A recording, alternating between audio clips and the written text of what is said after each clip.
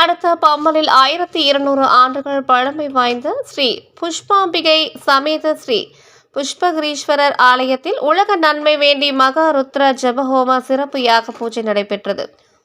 யாக பூஜையில் 200க்கும் மேற்பட்ட சிவாச்சாரியார்கள் கலந்து கொண்டு வேத மந்திரங்கள் ஓத இறுதியாக யாகத்தில் பூர்ணாகுதி இட்டு நிறைவு செய்து புஷ்பகிரீஸ்வரருக்கு சிறப்பு அபிஷேகம் செய்து சுவாமி தரிசனம் செய்தனர்.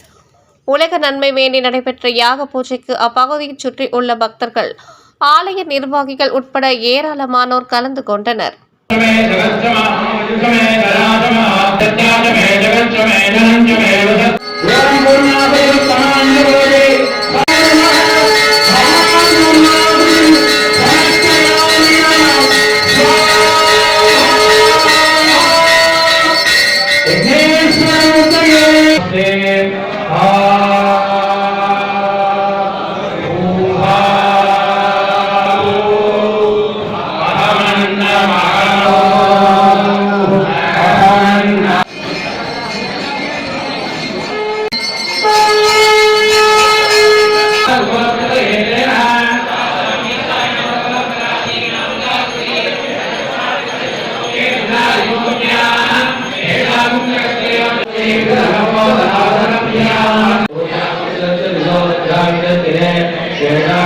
Share